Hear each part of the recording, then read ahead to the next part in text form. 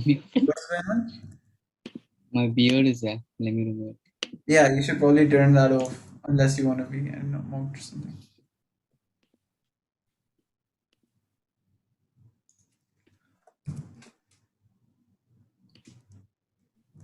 Where is Koish? Let me. What's going on? My beard is there.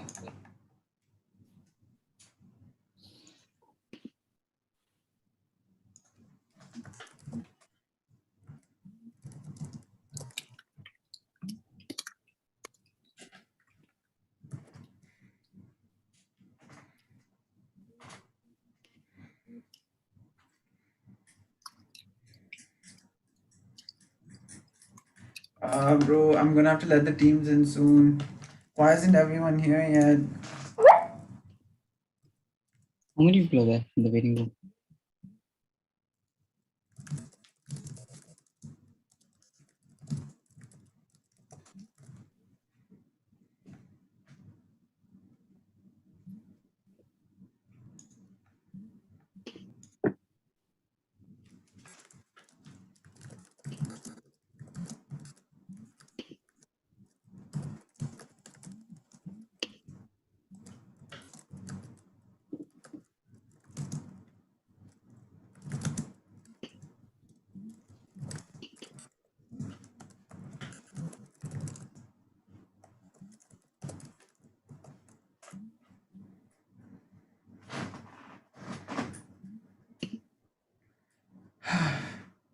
It's been such a mad day, man. I've been out since morning. I came. Oh, wow, we're live on YouTube, so everyone can hear me rant about my day.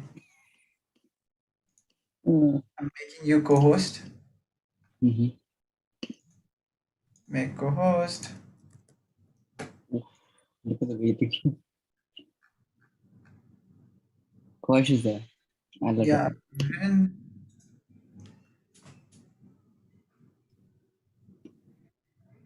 where is the tie? Alright, you guys have everything, right? You'll have the link to the rubrics, you'll have the link to the form. Nope, I don't have anything. You don't need to like read emails and check the drive. Okay, I've been very busy. I'm sorry. Sorry, but it's okay. No, I sent it to you Thank you. on the script.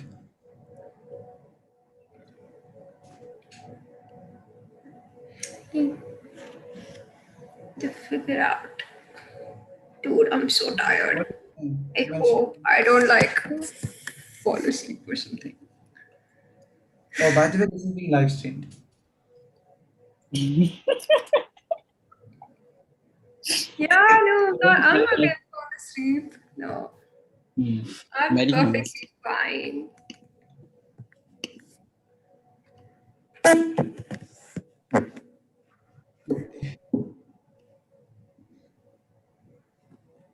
Oh, good though.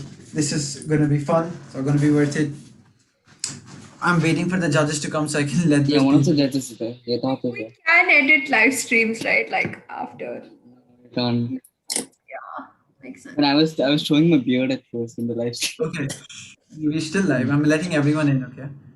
Then Right, we right. can keep track. I haven't read the script yet. I just got home. That's okay. Okay, I'm Again, gonna like, go through it right now. being live streamed. Yes.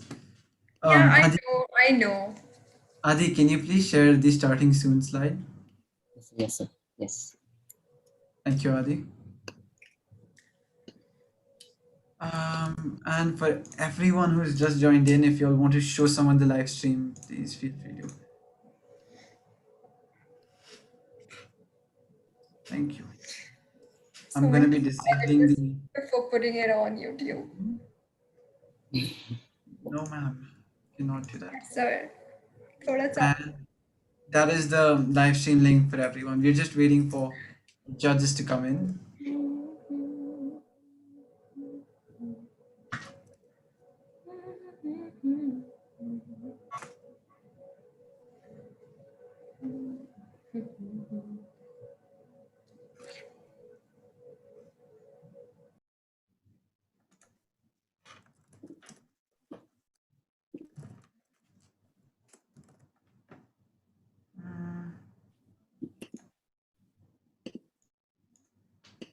I'll let him arrest it.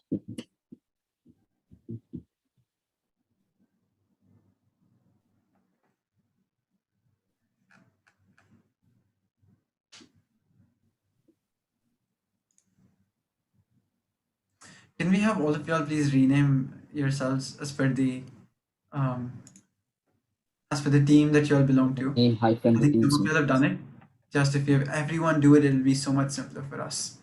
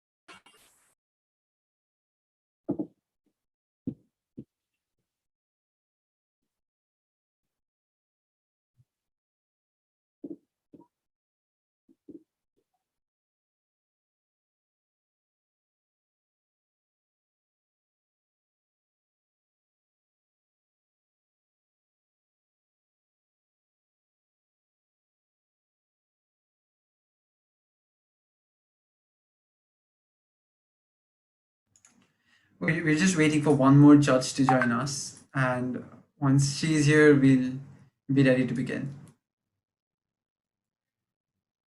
Oh, I think she's here.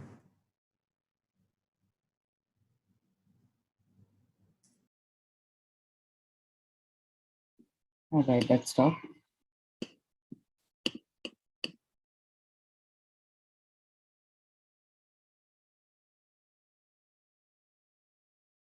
And also, I'm not sure if all the teams are here, so let's give them about 2 minutes to join. Yeah, then we can begin.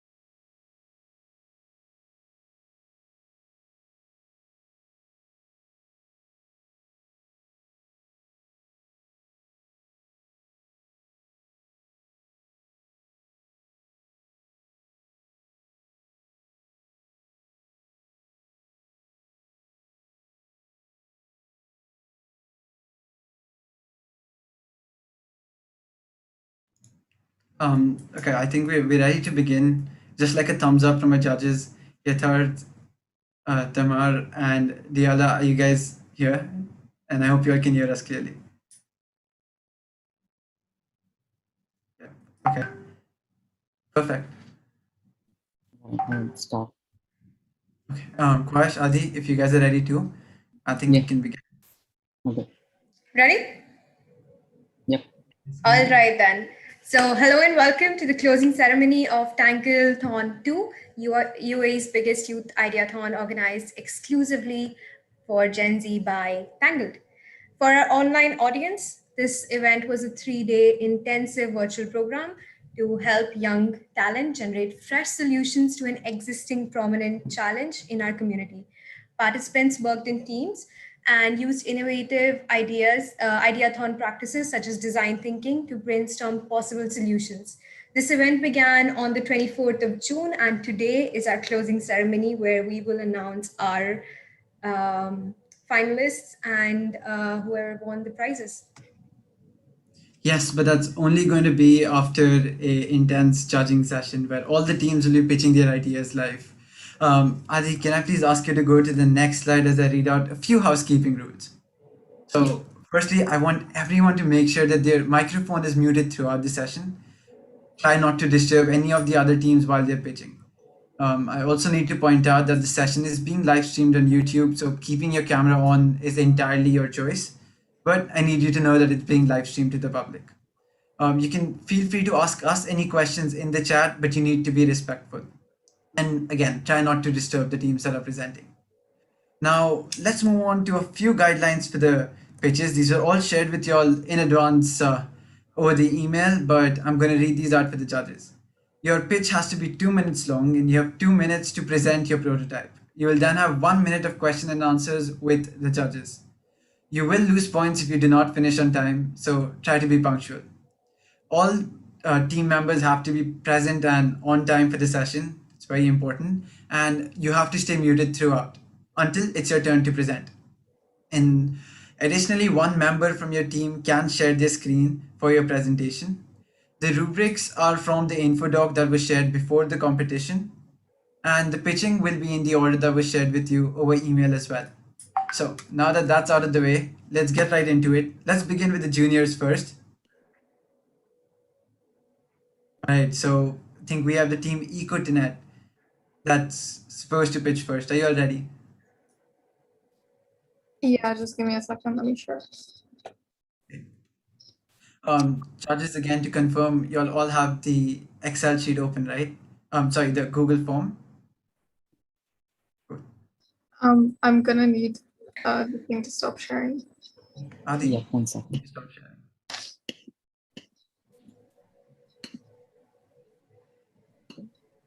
Right, Yeah. you can share now. Let me know if you can see. We can see it now. Advika, whenever you're ready. Good evening, everyone. I'm Advika here with Vanya, Zainab, and Mehek representing EcoTenet. All right, so either through the seams of your clothes, the scent of your morning coffee, or even the lining of your own pockets, wherever you are right now, you're amidst modern slavery and unsustainability in action. You know, even established businesses such as H&M, Microsoft, Starbucks, Samsung, and others have had histories of unknowingly associating with suppliers that imbibe in unethical practices such as child labor, modern slavery, and etc. And to be fair, they still continue to do so. Likewise, such businesses have also failed to be sustainable, either through their overconsumption of natural resources, excessive vehicle and factory emissions, or even through their own packaging. You know, being sustainable and ethical as a business today has become this sort of chore, as though it's a chore not to kill everything that comes in one's way, whether it be the environment or the livelihoods of individuals. So tell me, is this a future your business sides with? Okay, so with that said, I'd like to introduce our startup. EcoTenet. EcoTenet is a business-to-business marketplace that, that eases your business's journey in being ethically and sustainably responsible. Although many businesses offer implicit support for employee rights and sustainable practices, such promises have never been proven or even quantified. Our website explicitly aims to connect businesses with suppliers who follow ethical and sustainable guidelines. Exactly, and this is all deemed possible through our methodology that is exclusively evidence-based, assessed by analysts, tailored to industry sector, country, and company size, as well as inclusive of a progress tracking system. So really what we do here is we simplify ambiguous and intelligible traits that is ethics and sustainability into a more digestible, quantifiable rating that businesses can easily comprehend. Moving on to our prototype homepage basics. The website's homepage previews the basics, a sign-up feature, your cart, profile, messaging service, history, and help. And moving on to how it actually works, the search bar allows you to access a list of interested suppliers who can provide the resources you require, from which you can then narrow down your selection into 18 different categories: price ranges, past reviews, documentation, and of course, their ethicality and sustainability ratings. Once everything is considered and you have found your perfect supplier, you can then connect with them using our messaging service. Eco-tenant sustainability and ethicality ratings are assessed through a 3-step process. The first step being the general assessment. The information that would be collected from this step usually confers with your business's industry size, the country in which your business operates in, and etc. Step Right. 2 would be documentation and evidence. Our analysts will request for evidence and documentation that will confirm your company's ethicality and sustainability on the premise of these categories. And the final step is our analysis and verification. So after submitting the general information as well as your supporting documents, our analysts will process your case through our special algorithm, but that's only the beginning.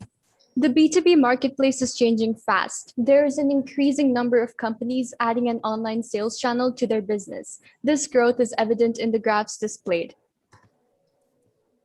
Now, you may be wondering how we would manage our profits. Our profits would rotate on a 7% commission out of each transaction. Moreover, since investing in startups is a gamble, 60% of that 7% profit would be offered to investors. Right, and to measure eco-tenants' consumer satisfaction, we've provided our prototype that you've seen previously to sample of 15. Here are the results. Okay, and moving on to our plan, which we've digested into 3 phases. Phase 1 is where we convert our prototype into a full-fledged website alongside a committed team of software developers and analysts. However, if you're talking about advancing our website's features, that will hopefully be funded through investments. Moving on to phase 2, we initially advertise to newer, smaller businesses and suppliers, obviously through conventional means of advertising, such as through social media and etc. But really our main source of advertising will be through hosting our own hackathons and flea markets. But due to time constraints, we won't be able to elaborate on this part of the plan. But lastly, moving on to phase 3, with enough traction as well as growing investments, Eco-tenant will reach the hands of larger businesses and will hopefully be accredited and a certified metric and a norm in the industry. Thank you very much. Thank you for the presentation, team. Judges, any questions? Hello, it was a very nice presentation. I myself work on sustainability, so I can relate to it. The idea is good, but I have one question. Why me as a company will register to your platform? What incentive do you give to the company? Okay, so by employing our services, businesses would essentially be making a public statement to their consumers and interested businesses and basically tell them that they have nothing to hide. And given that our methodology is purely evidence-based, assessed by analysts, as well as the fact that we actually publish these documents, so interested buyers and consumers can easily access this, this would add merit to the business's claims that they're sustainable and ethical. And so the thing with internal management, to be honest, if a business wants to truly measure their sustainability, ethicality, areas of concern and areas of development, this would obviously take a lot of effort, resources, time, and money, facets that I think everyone can agree are crucial and irreparable for businesses. So really what we do is we save businesses these resources by being cost effective, efficient, and just very straight to the point. And yeah, that's really it.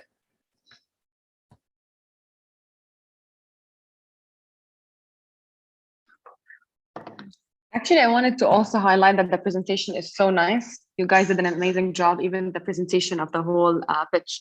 I just have two questions, actually. Let me sum them in that. Number one is like for any business and for any initiative, for it to be able to be sustainable, it should generate some money in order to at least cover its own expenses, if not to be fully profitable. So how are you going to cover the expenses of actually having this project, launching it, and getting up and running? Yeah. Okay. So if we're talking about the how we can fund it, so given that Ecotenet is predominantly software based, we wouldn't really require raw materials or resources for it to gain momentum.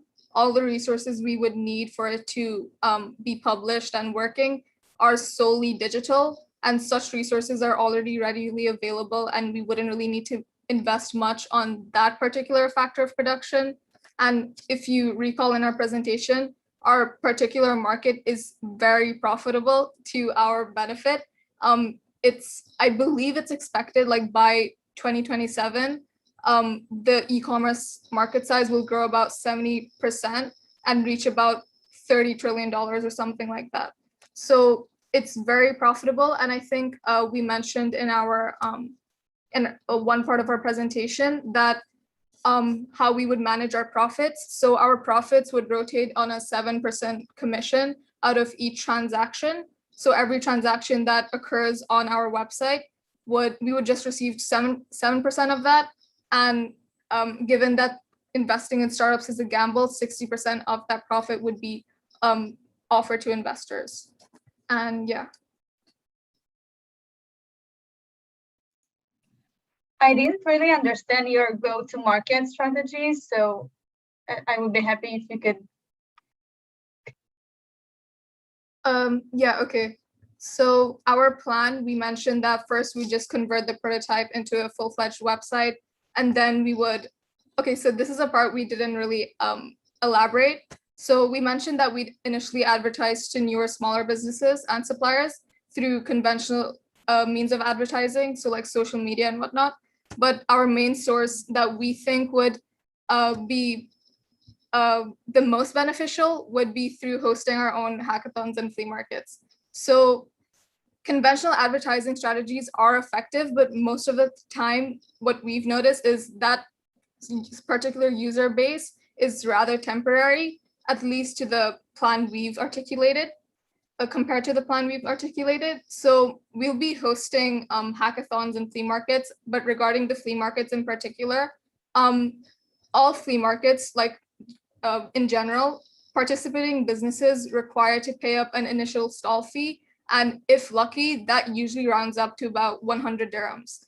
And our flea market will indeed also have an initial stall fee, but unlike other flea markets, our fee would not be monetary. Our fee would simply just be create an account on our website and be in the middle or beginning of our verification process. And this is essentially just free. So it would entice more and more businesses to sell their products and actually join our community on Ecotenet.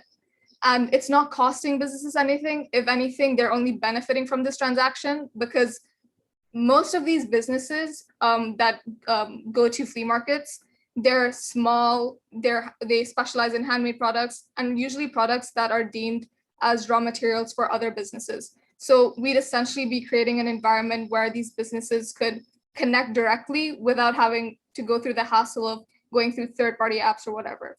And yeah, and something we noticed is there was a gap by not charging businesses a monetary initial fee, and that would essentially being capable of funding the entire flea market. But what we thought of was instead of charging the businesses, we'd be charging the consumers that join the flea market.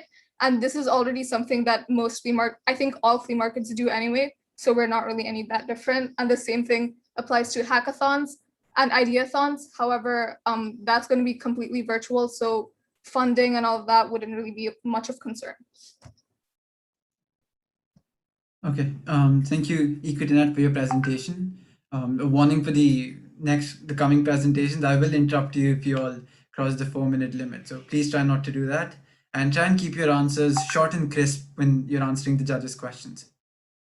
So now we have Team Ramide if you all can share your screen and begin your presentations. Presentation. If we can stop sharing, I can start sharing.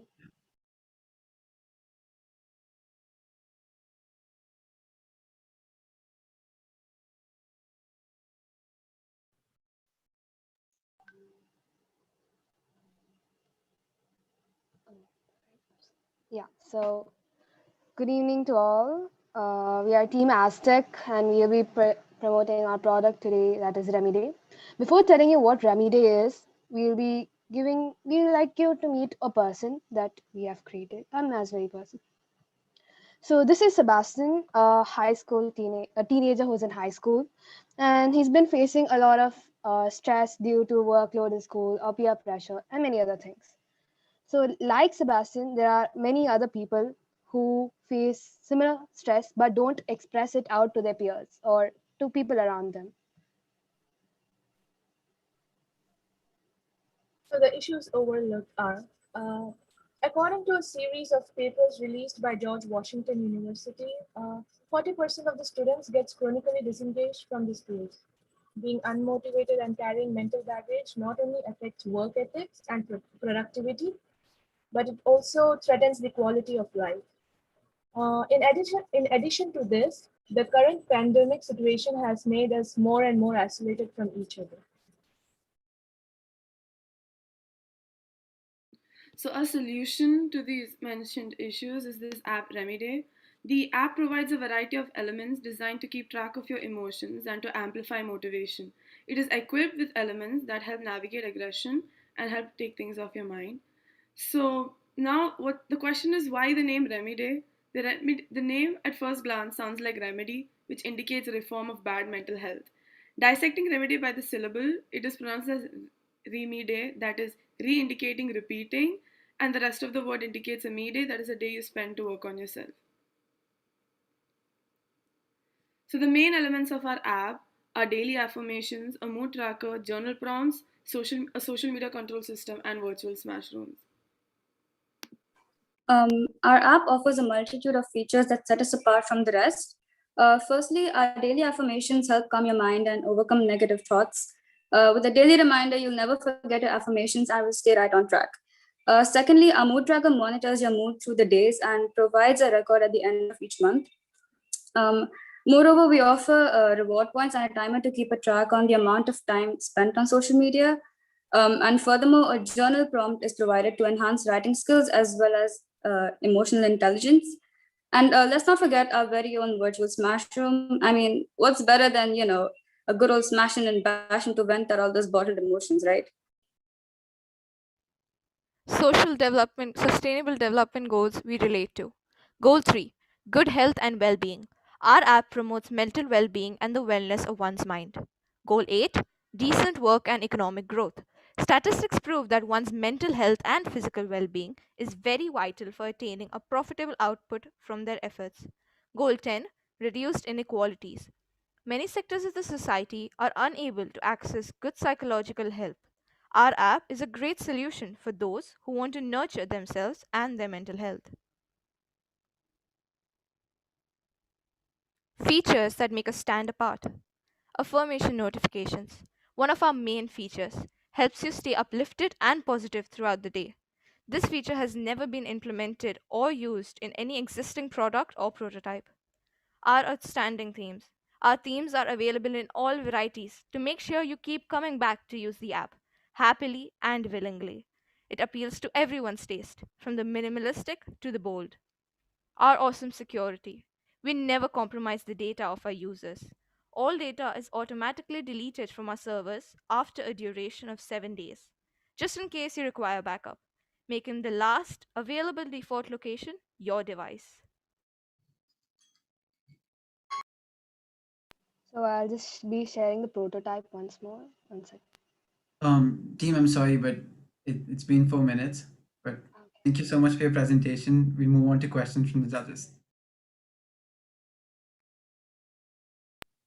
I have a question. I think that your product, there are many other products in the market that are doing things that are similar. So what is your value proposition? I think the unique point is that I don't think there's any other virtual smash rooms yet. And also the repeating of the affirmations has not been implemented yet anywhere. So those are our two standing out points. So that is our main marketing strategy. The rest are just supporting elements.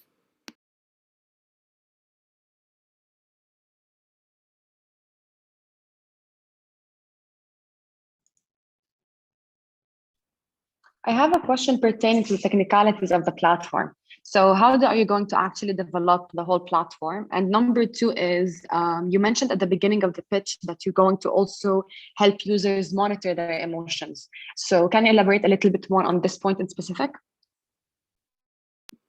Monitoring the emotions, we have the mood tracker, so it'll track every day, and then at the end of every week or every month or so, they'll be given a graph so that they can track what they log in into the app. And the technicalities, it is to be developed with a mix of coding, and then we have the virtual smash room, which was originally planned as a little bit more complex game sort of application, so that it is interactive and it helps people to release aggression with a little more realistic sort of experience.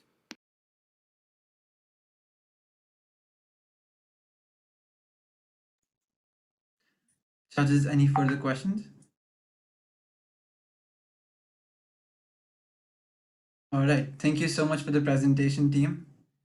I think we'll be moving on to the next presentation, which I believe is from the team Hive. Yeah, okay, I will be sharing. Ready? Yeah, perfect.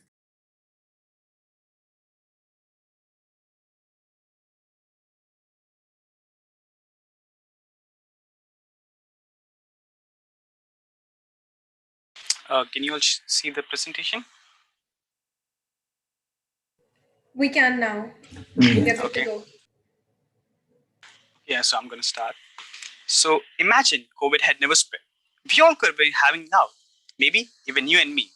And what if I told you we have found a way to do this? In short, that's our project, Hive. Even in the 21st century, governments are unable to easily detect new diseases early on, which could lead to pandemics and epidemics like the COVID-19. Additionally, hospitals are unable to send SOS messages quickly, which could lead to a lot of lives lost. Even at the public level, people are not able to see the vacancy in each department of the hospital. Now, meet Bob, who's suffering from COVID-19 and has been to get admitted to the hospital. He drives for an hour to reach the hospital just to find out that all the beds are occupied. Pretty sad, right? But what if he knew the nearest vacant hospital? He could have gotten admitted and saved time. These are the problems we hope to solve with Hive.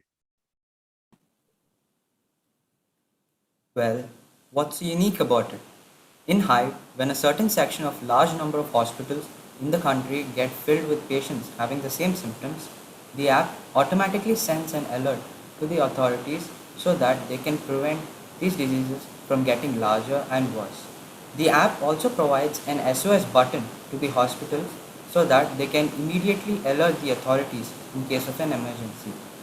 Even individuals can look at hospitals in their area, check vacancies in each department, and navigate to the hospital. The amazing part about all of this is that the project can be implemented quite easily in the existing infrastructure, as hospitals only have to enter the department the patient has gone to and his or her symptoms. This project has huge potential as it is in high demand due to the current scenario, and even for the future. It can prevent millions of deaths and help governments prevent the next epidemic or pandemic. So we'll be resharing for the prototype.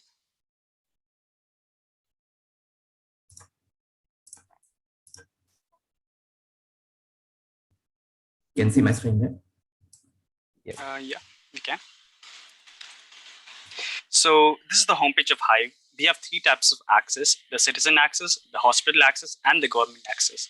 For the citizen access, we can select our location, check the available hospitals, check the vacancy in each department, book an appointment, and also find the way to the hospital. For people working in the hospital, they can log in through their authorization PIN, and if they are not a member, they can register here. Also, for the hospitals, we have provided an emergency SOS button so they can alert the authorities immediately For example, if they run out of medicine or oxygen. Hospitals can also enter the details of the patient and the symptoms they are suffering from. Also, hospitals can check what sectors of the hospitals are full. For the government access, we have provided an authorization pin. Also, government can check all the hospitals in the country on the map. And if there is a certain increase in people getting admitted to a particular section of the hospital with the same symptoms, they can get an alert and prevent the next epidemic or pandemic. Also, if they hover over in hospital, they can check what sections of the hospital are full. Well, there you have it, a solution to the problem. All right, Team Hive, thank you so much for the amazing on-time presentation. Let's just directly head over to the judges for any questions. I have two questions. I have a question. Sorry. Okay, go ahead. Thank you. So the first one is, how are you going to gather all the data from the hospitals? And the second one is not a question. I think you need to think of a way to elaborate the solution and the platform you want to develop and make it more scalable to other verticals, because you want to keep the relevance of the platform. Yeah, so it's a website, and basically we will collaborate with the government and the hospitals to get all the information, and which can be stored on the cloud, and so they can get all the information from there. And in the website itself, the hospitals can register. So like you don't have to go and wait in lines. It's all pretty simple. And as soon as they register, the message will go to the representative, and we will be, the representative from the department will be going and checking out the hospitals and the department and the capacity so that we can update it accordingly.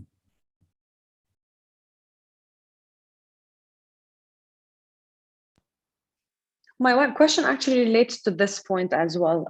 How will you make sure that these hospitals actually keep their records updated?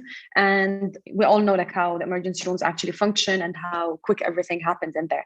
So how will you make sure that the records are actually updated and everything is up to date? How are you going to incentivize these hospitals? Okay, so that's the thing about the Hive, because it's quite simple to integrate. Because as soon as the patient checks in, the doctor will have a screen in front of him, because it's just a website. He can keep it in the tab next to him. And as soon as the patient gets out, you have to just enter the department the patient has gone to and his symptoms, and that's it. So most of the hospitals nowadays, even before the patient checks in, you will be going through a reception. So at that time, you can enter it, or the doctor can enter it after he has looked into the patient if they are directly going to the ICU. Or the person in charge of the ICU can enter it. Because it's quite simple. It's just two things you have to enter: the department they have gone to and their symptoms. So it's not going to take much time to enter it. Any representative in the hospital can enter it.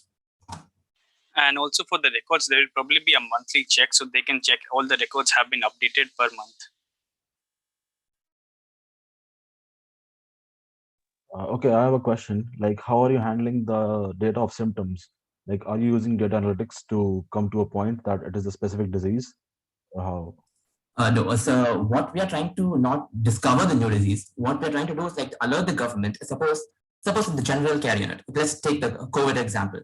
So suppose in a new country, if COVID has not reached and the COVID has been declared as a pandemic, and in the country there are no diseases, but suddenly within 2 or 3 days, the general care units are getting filled with the same amount of symptoms like cold, fever, etc. So the app automatically detects this because it's just one particular section of the hospitals with the same symptoms. And a large amount of hospitals are getting filled with the same kind of way, the department and the symptoms. So when that happens, because of the program, it detects it and sends an alert to the government to directly alert it before it gets bigger and worse. So they can directly come to know that something is wrong and it's not normal, to prevent it before it becomes bigger.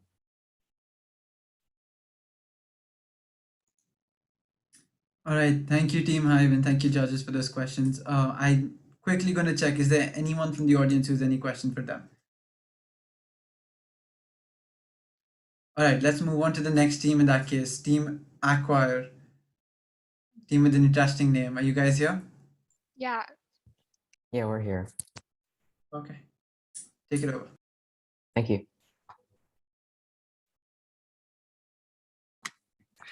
Acquire. The problem of economic water scarcity in rural areas is influenced by a lack of resources and aid to find and supply water to a population. This problem is important to solve because people aren't able to survive without safe and easy access to water, a problem recognized by the UN SDGs.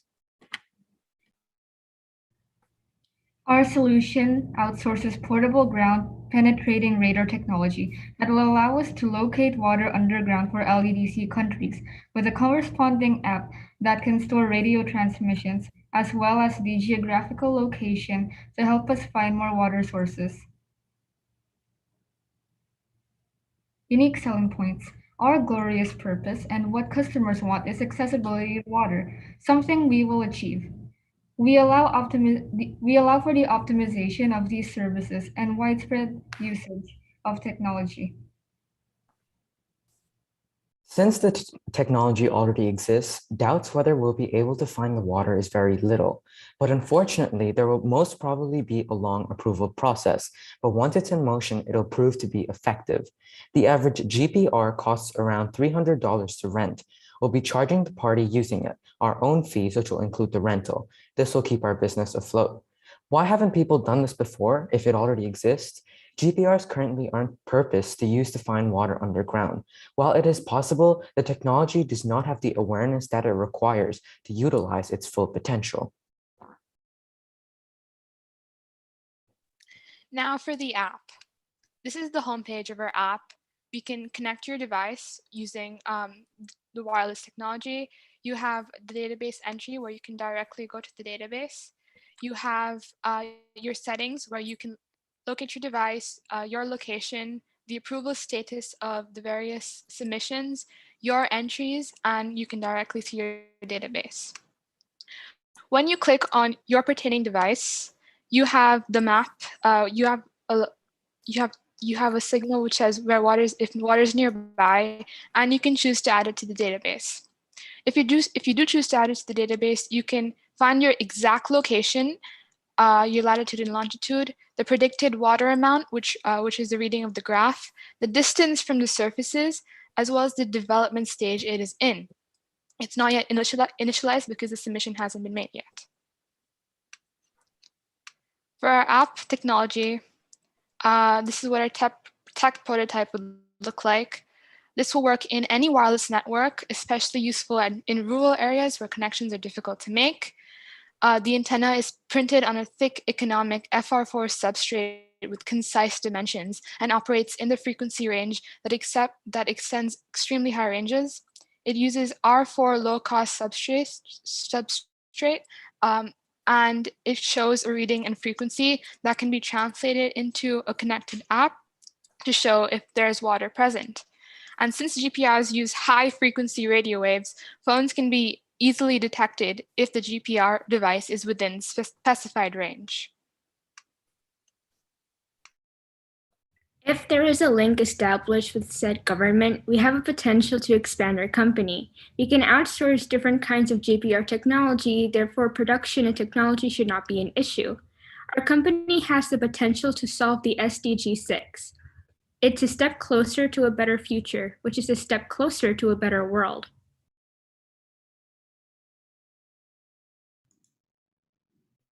We believe that water should not be a privilege, but a universal, accessible resource.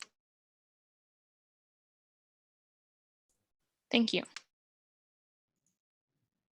Thank you for the presentation, team. It was, I'm sure everyone absolutely loved it. It was very well designed. Let's go on to questions from the judges.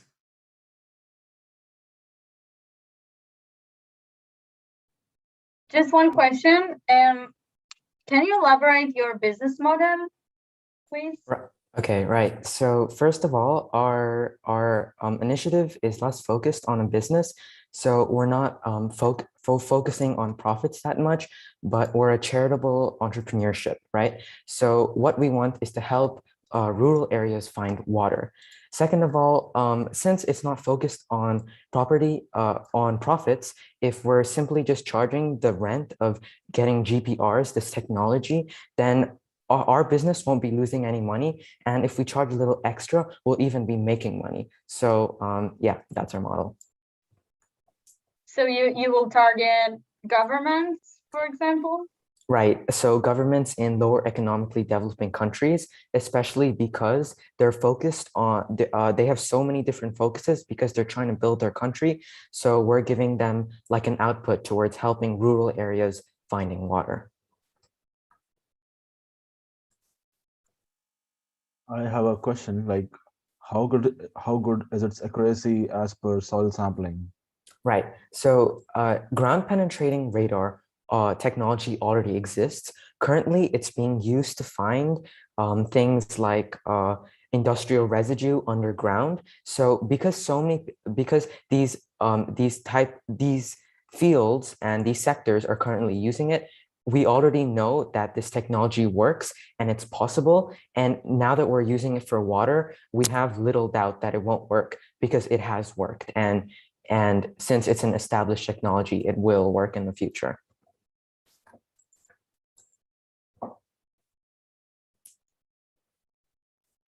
All right. Thank you for the amazing questions, judges. Any further questions from the audience or from any of the other judges? Okay, with that, let's move on to the next team. Team Go Caller. Are you all ready? Yes. Perfect. Please share your screen.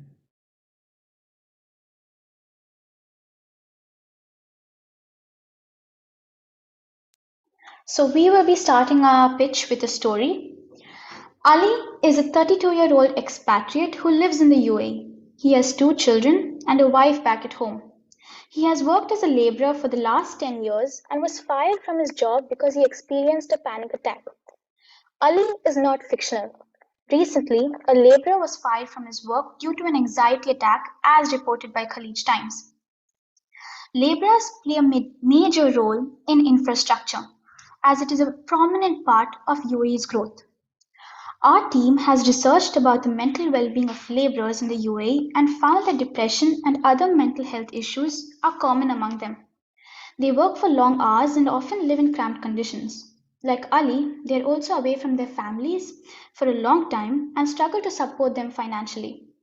As a result, this impacts their mental health and they take more sick leaves, which affects their productivity and reduces the quality of the product. Eventually, the company experiences a loss. Now, we aim to increase employee engagement by addressing the workers' mental health. We want to create a positive work culture which will increase the workers' efficiency. Our solution is to provide online and in-person services to help laborers with their psychological issues. The services that we provide are occupational therapy, physical fitness, music therapy, financial consulting, and counseling.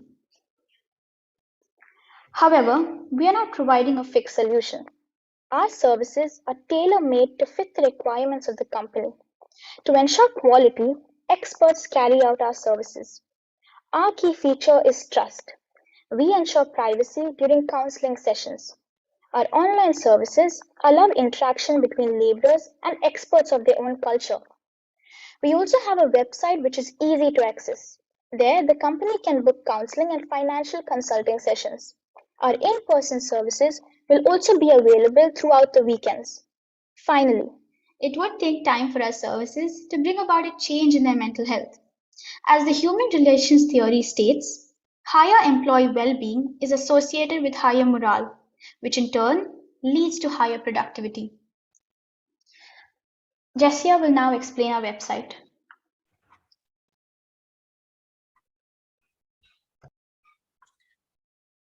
Hi, so we've created a website known as GoColumn, and so this is our website. I'll be quickly introducing you through the website. So this is our homepage, and here we have a description about GoCollar as well as its services. And here we have our contact details. We have also provided our SOS number so that you can contact us ASAP, as soon as possible. And here, when you click on our services, you can view the programs that we provide, that is yoga sessions, music therapy, occupational therapy, financial guidance, and psychological therapy. Further details about the same program can be viewed when you click on programs of the navigation bar. So here, when you click on join, you would be viewing such a page, and it's a 1-year program as been mentioned. We would also be giving a badge to the laborers once you've completed each step of the complete program. Now moving on to the group. It's the Go Caller group. It's an interactive forum where the members of the group can communicate with one another. This would improve the communication skills of the laborers. And yes, now introducing you to our team, the Cognitive Comets. Our team consists of myself, Jessia, Joanna, Smith, Nuveda, and Oshina. Now, once again, moving back to the homepage, here we have Let's Chat so that you can chat with us regarding any issues being faced. We've also provided our email ID so that you can contact us through mail. And yes, so this is our complete website. Go Caller, the first step to a company's success. And yes, we assure it would be. Thank you. That was just on time. I think that was absolutely perfect and a good solution for an often overlooked problem. Judges, any questions? I just love actually the idea and the initiative behind it. So kudos to you guys. My question is around how would you convince actually companies to give you access to their own employees or the staff members they have, and eventually to provide them with your offering? And another thing, can you elaborate a little bit more on your business model? How are you going to be generating money and covering the expenses of the social enterprise? Sure. So first thing, why they should choose our services. First thing that they should understand is that why the mental health of laborer is important. So the thing that we need here is persuasion skills, and we would let them know about why the mental health of laborer is important. Now, when I say about UAE, the first thing that comes to most of the people's mind is the Burj Khalifa, and this is based on infrastructural development. So infrastructure is one among the key development features of the UAE. So when I say, okay, look at a tree, you would see the tree as a whole, but you wouldn't wonder from where the tree grew. That is the seed. The tree here is the company. The seed is the laborer. How does the seed grow? The seed grows the root, then the shoot, the leaf, the flowers, the fruits, and then it grows into a beautiful tree. So the seed is our laborers, the root is the mental health, and the tree is our company. So the stronger the root, the stronger will be your tree. That is, stronger your mental health of the seed, which is our laborer, would be, the stronger you would have your tree, that is your company. But the weaker your root is, the weaker your tree would be, and it would fall off. So this clearly shows that mental health of laborers is very important for a bigger and a better company. And yes, mental health of laborers, better health leads to better body, and better body would give a better performance. Better performance leads to better productivity. Better productivity leads to better profit. And when you have better profit, you get a bigger and better and a branded company. So that is what all entrepreneurs are looking for. And using this, we can definitely show that our idea would be useful for all the entrepreneurs. I hope I've answered your question now. I have also a question. Yeah, sure. Continue, please. Sorry. Are you going to develop a different platform for each workplace? I mean, it is going to be like white label or something like that? To answer that, our services, right now we have 5 services. That is occupational therapy, physical fitness, music therapy, financial consulting, and counseling. Depending on the company, whatever the company wants, we will first look into the problems of the laborers. According to that, we're going to fix our services for each company. It doesn't change right now, and we hope that our services will increase with time. I asked because you were talking about on creating a community and on bringing the culture of the workplace. So if you don't have a different platform for any workplace, how is it going to be?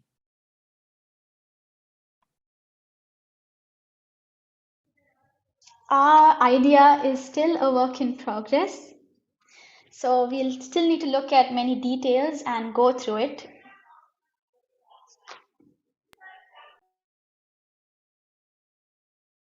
But for now, what we have to say is that we would be bringing experts of to the laborers with the same culture, so that they can interact with them in the best manner. And yeah, so that's what our idea is. Thank you. All right, thank you, team, and thank you, judges, for those questions. Um, I think it's absolutely amazing how you're able to answer these questions in just 1 week of coming up with the idea, creating your prototypes, and presenting them. Next up, we have Team Oskill. Yeah. Can you stop sharing so that I can? Yep, Adi.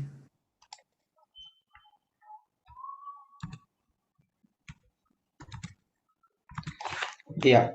So good evening to the respected judges and everyone out there. I'm Joshua Joseph, and I'm here to pitch our team's project, the Oscar Lab.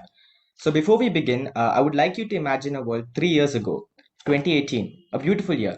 Hashtag Me Too movement was a major success. Meghan Markle married Harry. Good times. More noticeably, the absence of a pandemic. Back to the present. One common thing has been a pattern these days is that the virus has caused a lot of industries and sectors to wipe the slate clean and start from square one. Schools had to turn to digital learning options, business meetings had to be held in Zoom, and numerous more. Now, the problem is, in the wake of the pandemic and lockdown, there has been little to no effort to provide assistance for children with learning disabilities due to the initiation of distance learning and tech education. And that's where our app Oskill takes center stage by providing a unique solution. Now let's talk about our target audience. There are 11 learning disabilities in total, but the four main ones are impairments, disabilities, development delay, and autism. Our target audience revolves around students facing intellectual learning disabilities and autism. Our app tends to help these children with intellectual disability with the use of concrete examples because real life application helps them to remember, and the app has an algorithm tailored for autistic children that will formulate topics and videos according to the child's interests from a vast database and provide challenging tests. We have all heard the saying, seeing is believing. So now we shall show a demonstration of our prototype app. Some of the main features include colorful visualization. Surveys have shown that children of determination prefer pale pink over other colors, and hence our app's default theme is pink and black, but the user has access to various other themes. Interactive activities. These comprise of daily challenges which contain fun puzzles, and the user has access to a wide variety of live sessions taught by experienced special ed teachers or even recorded and fun sessions. Space for talent. We have our very own monthly talent show called Annex Talent, and it embodies our vision of giving children with learning disabilities a chance to showcase their hidden talents that are otherwise overlooked. Accessibility. To ensure maximum comfort and ease for the users, we have incorporated various features such as text to speech for mute people, hand gestures for visually impaired, and voice recognition. Parent Portal. Our app comes with the Parent Portal where parents get daily reports of their child's performance on the app through their mail. The parents and students have access to counseling sessions and camps. Analytics and tests. Monthly reports of the child in periodic tests are recorded and available to parents, including their attendance in live sessions, not to mention the magnanimous number of tests, both written and MCQs. A good plan is like a roadmap. It shows the final destination and the best way to get there. This is our roadmap. Firstly, we intend on taking C++ coding courses, which will enable us to perfect the algorithm of the app so that it learns from the user's inputs. Secondly, inculcate textbooks, tests, guides, reference material, and other syllabus material. Thirdly, redesign, spend some time at the drawing board, and then perfect the app and configure benefits and plans for paying users. Lastly, we will launch our app into the outside world and hope that it makes a difference in lives. We have a specific plan on where we plan on kicking things off. In the initial stage, we plan on incorporating CBSE, ICSE state boards initially, and based on the response, views, and results of the app in the initial few months, we will think of extending our app into the foreign syllabus. Now, finally, we come to why. Why our app solves a problem we haven't given enough attention to. Student disabilities are common, and around 700 billion people face this situation. However, in the wake of the pandemic and digital learning, we have forgotten about their interests and needs. Now, our aim. Our app is made with the interests and needs of student disabilities in mind. The algorithm has been tailored to make education easier and fun for such children, and it solves the problem of distance learning. Belief. Now, we believe that these children do not require a more simplistic learning strategy. We believe that these are gifted children with different learning styles, and hence we cannot provide conventional methods of teaching, but we should create a learning style that suits their pace and personality. We hope to see our app make a change in children's life and help them become who they aspire to be. Once again, we thank Tangle for giving us this opportunity to pitch our idea, and hopefully this gives us the stepping stone we need to really fulfill our dreams of launching the app. Thank you, and have a nice day. Thank you, Team Oskill, for that kind of cute presentation. I think it's just over to the judges now for any questions. The idea is really amazing because very less people have thought about it. I have one question, like there are already two, three apps already in the market. How are you different from them? Yeah, so initially when we thought about this idea, we had noticed that there are not just two to three, there were like 5 to 6 apps revolving this idea.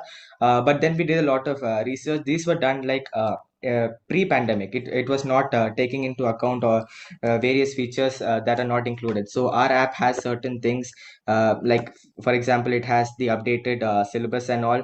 And secondly, we plan on working with organizations which are dedicated to helping children with student disabilities and partnering up with schools. And yeah, these are some of the ways which make us different, including a lot of the features that we also mentioned. They are not found in the apps that are already there.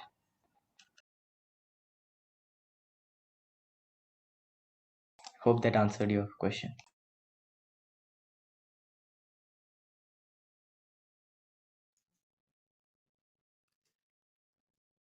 Thank you for that answer. Judges, any other questions? Any questions from the audience? Nope. I think that was a good presentation and it's very few questions. I think we have one more team remaining for the junior category, Adi. If you can go back to the previous slide.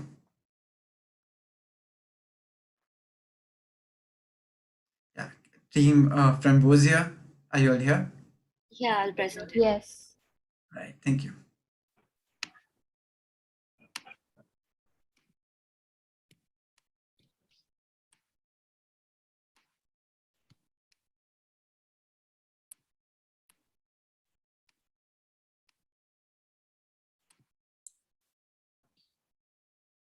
Good evening to all of you. Our team is Team Cosmo Unoya.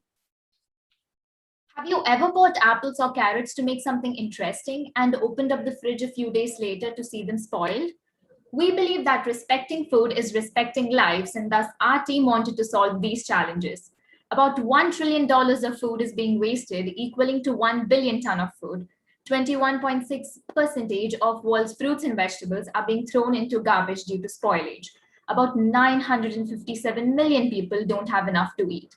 To counter these challenges, our team has come up with Frambosia. Frambosia is an app connected to a device, which is our main innovation, and it is a moisture detector. We call it Beta X. You may ask, why a moisture detector? Well, researchers around the world show that moisture is the main factor for spoilage of fruits and vegetables. Now, let's move on to its working. Firstly, you take any fruit or vegetable from your fridge and prick it with the detector. The device will assess the moisture levels and then send the data to the app via Bluetooth. The AI equipped in the app will analyze the data and give an approximate shelf life for the fruit or vegetable tested. This app will then maintain a calendar to help you consume the produce on time. The app also provides secondary features for those individuals who don't want to buy the device. There will be a budget tracker where the user will insert an amount that they want to spend, and the app will provide an approximate spending on a particular product along with some savings. The app will also give you diet plans according to your cuisines and your preferences. Further, it will also provide recipes with what is left in the fridge and which is easy to make. Looking at it from a business point of view, our USP is that our idea is innovative, sustainable, easy to use, and a free platform. Further, it is also feasible considering the remarkable feats achieved by science and technology.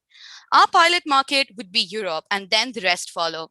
Our target audience are mainly 5. That is partnerships with the fridge companies, young adults, household nutritionists, and fitness enthusiasts. We aim to achieve the second and the third sustainable goals, which are zero hunger and good health respectively.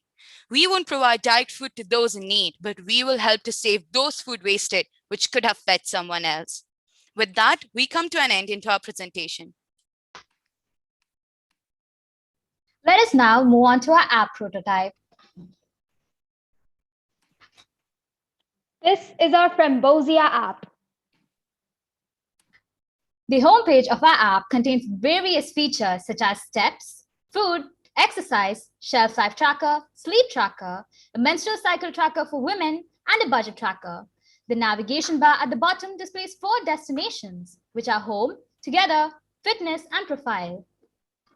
The main feature of our app is the shelf life tracker, which tracks the shelf life of your produce. The information from the moisture detector will be displayed on this page. The app will send notifications before the shelf life of any of your produce expires. To ensure that you don't empty your pockets when buying fruits and vegetables, we have created a budget tracker for you. You can fix your budget before buying your fruits and vegetables, and the app in turn will provide an approximate expenditure and savings. And now we move on to everyone's favorite section, the food page. This page contains various additional features, such as a calorie tracker, which records your calorie intake for breakfast, lunch, and dinner. There are also various diet plans available, out of which you can opt for your preferred choice. The diet plans will give you details on what to eat and what not to eat. The food page also contains simple and scrumptious recipes suggested according to what's left in your fridge. The recipes are healthy and tasty, as well as quick and easy to make. We thus conclude our presentation. Thank you for your time and hope you liked the idea. That was like 4 minutes on the clock. And I'm just amazed by how well the five of you all coordinated who speaks next. So, judges, any questions? I love the creativity behind this idea, and the fruits and vegetables in my fridge would be happy to actually hear about it all in all. My question is, have you tried actually this technology yourselves? And if yes, does it really damage the fruit or vegetable that you does it like change its shape or affect it in any way? Have you tried it yourself or not yet? Ma'am, in this competition, like for the Tanglethon event, we actually brought out our ideas, like our interesting minds, just to come up with this amazing idea that we want to see implemented. So we have not tested it out, but we have our research and development, the practice and the ongoing process of the research will help us to come up with such a technology that will make sure that the produce or the thing that we are testing will not actually get damaged, and help to make sure that you get to know the shelf life and the moisture content, win time, and make sure that the produce that you bought with your hard-earned money will not go to waste. Yes, and I would also like to add that the device that we're using is a microtip needle, so it won't bring further damage to your fruit or vegetable. You said that your target audience is fridge companies. I'm not sure why. Yes, ma'am. The question for the answer for this would be, nowadays we see in the current scenario that the fridge companies are aiming towards sustainability. We see nowadays fridges showing advertisement that their fridge will give you a beep sound when you keep it open, just to ensure that the CFC from the fridges don't go to the ozone layer. Looking at the sustainable outlook taken by the fridge companies, we believe that our product will actually help the fridge companies to enhance the users' preferences and their benefits. And in that way, the fridges can buy this product and give it to the customers in one place at one go, reducing the work of the customers. And the customers can also ensure that the fruits and vegetables that they place in their fridge won't get wasted. So ultimately, at the end of the day, their hard-earned money won't be going to the dustbin. Okay, I'm not sure this is their interests, but in addition, I think you have too many too many features that the fridge company cannot relate to. So I'm not sure it would be their interest, but just for your thoughts. Ma'am, the main feature that we want the fridge companies would be the moisture detector. The app are for the users as an individual that they want to use. So the main, as mentioned by Isha and Jeevna very rightly, that in our prototype, our main feature would be the shelf life tracking, because that's our main innovation. So the fridge companies, the main partnership with the fridge companies is for the sale and for the giving of the moisture detector to our users and to our customers, so that they can ensure that the vegetables and fruits are not wasted. Another thing for the features, those are secondary features that will be provided for those users who don't want to buy the device, because there are some individuals who believe that they have a good sense when their food will get wasted, so they know when to consume it. So the additional features that we have, the diet plans, recipes, budget tracker, will be provided with the moisture detector. However, it is also specially made for the users that don't want to buy the device. So it's like going two ways, that we help to solve the problems of those who want to buy the device and to ensure that the money doesn't go to waste, and also for those who don't want to buy the device and wants the other features instead. You have an amazing idea. I don't have a question, but a suggestion. I worked on the same concept, but it was vending machine for fruits and vegetables. The major problem which we saw was the false positives of the moisture meter. So when you do the testing, just keep that in mind. Yes, Sure, thank sir. you. We'll keep that in mind. Yes, sir, definitely. All right, looks like we don't have any further questions, and thank you for those amazing answers, team. Now, I think with that, we've concluded the junior section of our competition, and we can move on to the senior teams. Seniors, I hope you all are ready. We'll begin with Team Avocado. The rules stay the same: 2 minutes to pitch, 2 minutes for your prototype, and 1 minute to clarify any questions that the judges or the audience might have. So, Team Avocado, if you're ready, please share your screen. Awesome. Could you stop sharing so we could? Thank you. Yeah, so hello everyone. We are Avocado and we are a one-stop shop for everything primary and middle school. Avocado revolutionizes the way education for middle schoolers is approached because it offers a holistical educational and personal experience for all of its users. At Avocado, we aim to provide students with a profound basis of knowledge, competencies, and learning habits which will continue to benefit them throughout their entire education and career. What our app does so differently is that it centralizes all the most important learning tools in one place so as to offer the best material to consolidate important habits. To do this, we have merged the educational aspect of online learning with the social aspect of online media.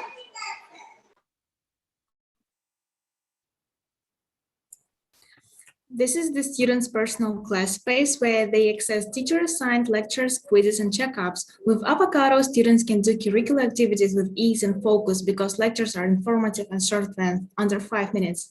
Another benefit is that classes are customized so the teachers can set either public or private access for their lectures. When you open our app, you land on the feed page. This stream of videos is curated to student-specific interests, making it convenient to find videos on any topic they like. One of the benefits of our feed is that users can see the whole screen, unlike in TikTok, which makes it convenient for educational use. The hashtag option helps to find educational resources for specific topics. Avocado will enable students and teachers to upload videos of topics that they want to teach and to upload stories to create a sense of community within them. The stories feature will let users share snippets of their encourage students to be active on the app so that they could be updated with their friends' activities. Now, this sense of community is very important to us as people will stay productive, knowing that there are others who would support and motivate them. A chatting feature will also be present. Now, we'll only show ads when users are watching stories so that they do not get distracted while watching educational content.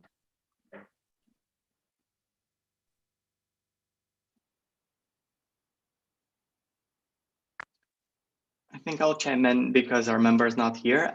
So we believe that all effort should be rewarded. And because of that, we created a reward system such as airlines use with their miles. And that could allow people and students to actually get something physical from the work they're doing and from the points they receive that they get from watching the videos and completing the quizzes. And you could spend them on Robux, V-Bucks if you're a gamer, or if you're planning a getaway, you could spend them on miles, or even shop with our partners.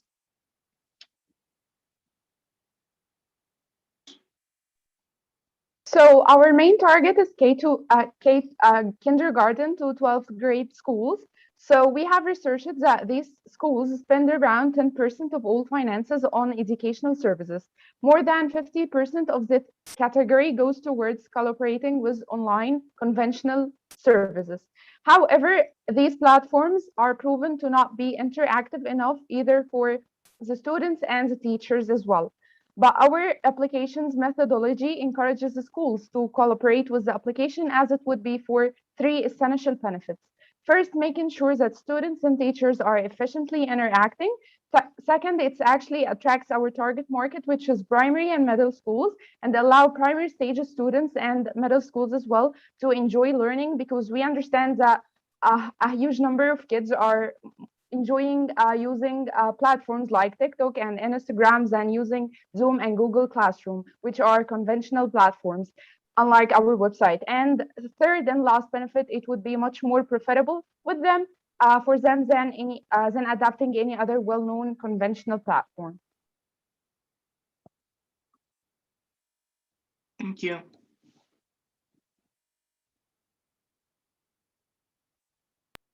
Thank you for the presentation, team. Judges, any questions? I'm not sure if I got it right, but did you say that in the platform there going to be content? Is going to be content? Yeah, so the content would be produced mostly by teachers, and they could move their courses from Zoom classes directly into our app by creating a short 5-minute videos. And that would allow them to have the same structure as they would usually, but instead of talking into a blank screen and no videos, no microphones, they would spend much less time, and that would buy them time to then help people who actually care and who reach out to them. Yeah, interactive experience. So what is your business model? I mean, who is going to pay for it? So our business model is that we sell the service to schools directly, because we did some research and it shows that K-12 schools generally spend on 10% of their finances on services. And out of that, over 50%, around 70 on average, are spent on online services such as Google services or Kahoots or any other apps used to educate students. And so there is a market, and if schools recognize that we are more powerful than Zoom, for example, they would cancel that Zoom subscription and move over to our platform. Yeah, I fully agree. Thank you. Your concept is amazing. I have one question. Like, do you have done any cost analysis for the same yet? Unfortunately, we don't. We are still working on that, but we could probably get back within a week on that.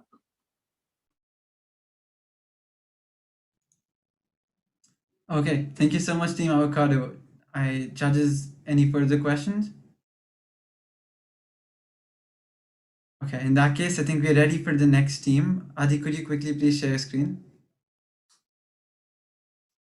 Oh, so Team Schoolpad has requested for some time as one of the members had to go play. Team STEC, are you all ready? Yes. Okay, so can we have someone from your team share your screen? You can begin. Adi, stop sharing.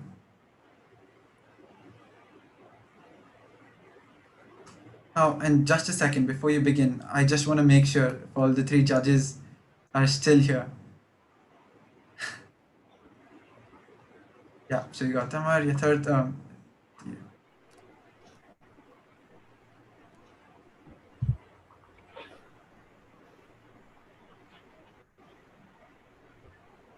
Should we start? Yes, you can begin.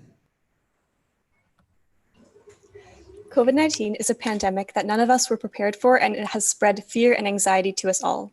Today, we would like to present you with a revolutionary opportunity to cut wait times and unreliable testing, fix the backlog in our hospitals, and to finally get back to traveling, business, and socializing. This is an opportunity to go back to normal times. We present to you STEC, an innovative method of COVID testing. There are multiple problems associated with healthcare services nowadays, ranging from awareness to cost affordability to equipment for storage and human employment. We can change this. STEC is a business-to-business app that uses AI to detect COVID faster, with an accuracy of 87%. Our solution is simple. STEC requires X-ray images to provide a COVID test. It is accessible due to the accessibility of X-ray machines worldwide. It takes only 1 minute to provide the results. There are no invasive methods. And lastly, There can be instant updates for improvement. Our target market is doctors, since our technology will decrease the tension hospitals are experiencing. Also the governments that are interested in the reduction of expenses for testing, and the communities from rural areas where testing is limited. These statistics show how big Steg's market is. For us to implement our technology into the real world, we need your help to improve our app development, work on marketing, and establish customer service. We do not intend to stop here. We want to further develop our technology by using multiple scans, interpret CT scans and ultrasound reports, track the patient's medical history, and expand to TB and lung cancer detection. STEC is led by a diverse, international, and young team passionate about making the world a better place. At the moment, billions of people do not have access to COVID testing, and with your help, we hope to reduce that number to zero. Now we will start with our prototype. Yeah, so as you see here, this is the code for the GUI, which is the graphical user interface we built for our prototype. Basically, our prototype, as my friend said, that it depends on artificial intelligence, which stimulates the human intelligence in dealing with situations. The information in the human intelligence are working in a series of sensory input, integration, and motor output. And that's the same as artificial intelligence. But in artificial intelligence, we don't use neural cells. We do need neural networks just to implement our prototype. And as you can see here, we are choosing a COVID-19 sample from an X-ray, and then we will check it. As you can see that it gives like 88% is a COVID-19. Then after that, it detected the stage of COVID-19, which means the severity of COVID-19. After that, as you can see, it can show like symptoms and different diseases inside the same. Right.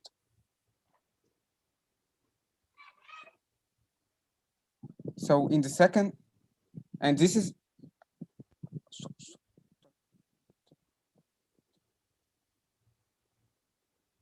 sorry, I have a problem with my internet connection. So to continue, as you can see here, it's again showing the COVID-19 checking. And okay, let's go to the next slide, please.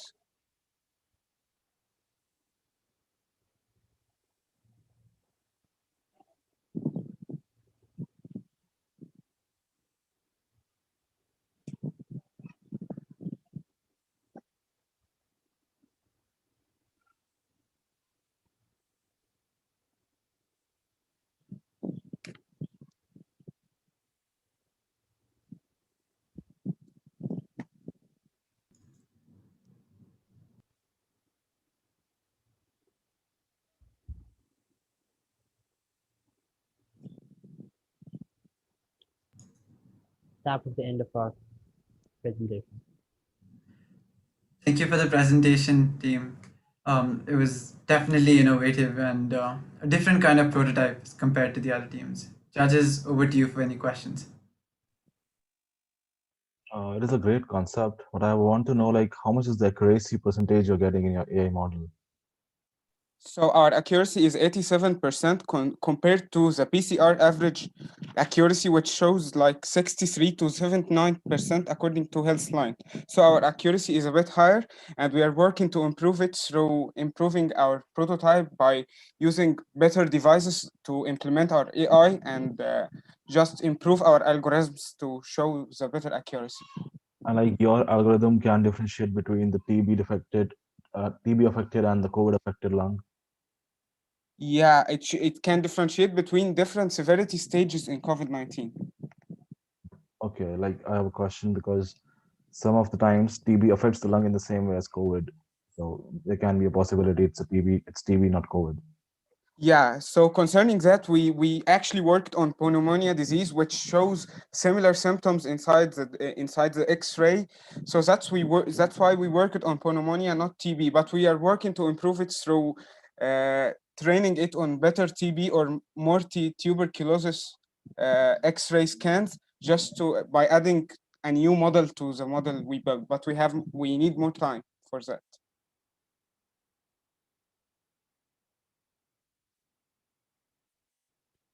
I hope that answers your questions.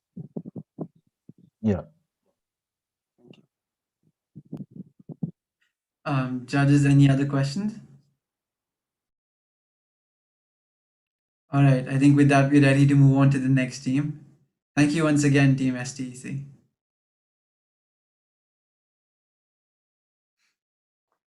Team Scriblib. We'll come back to Team School Lab in the School Pad in the end. Scriblib, are you on here and ready? Yeah, let me just check if one of our teammates is here. Mustafa? Yes, I'm here. Okay, fine, yeah. Yeah, we are ready to this thing. Cool.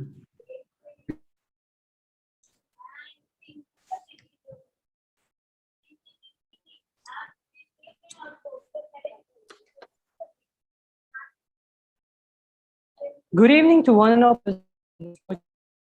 Bring a solution on the problem that's often overlooked. Let's begin by addressing the problem. We all know how important writing skills are. They become all the more essential when applying for a job. However, writing isn't given much attention nowadays and is usually taken for granted. So, how can we tackle this problem? Let me introduce you to Scribbler, an app that provides a platform for anyone and everyone who wishes to improve their writing skills, to express themselves, and maybe even get recognized for it. The app allows you to get peer reviews as well as review others' works. This encourages peer-peer learning. Some of the unique points that set us apart are as follows. The app provides students with inspiration by exposing them to a work of world-renowned authors. This app benefits the user by working with peers, which allows the user to see through their peers' perspective, to identify and correct their mistakes. It helps in expanding and improving users' vocabulary. Users won't be rushed with lessons and can learn at their own pace. Working with peers enables users to dive into each other's imagination, which enhances the writer's creativity and boosts their writing skills. You might be wondering what are the potentials of our app. So let me tell you, we can partner up with leading companies and authors in order to gain access to various titles. If a student receives enough peer support, he or she can submit the manuscript to the major publishers and earn profit from companies. This app can be extended in order to include works from different languages as well as include works from different nationalities in context of different journals or topics. The user will be able to interact with international people freely and learn new languages. This app can also provide necessary push to the aspiring authors and poets who wish to take up writing as a career.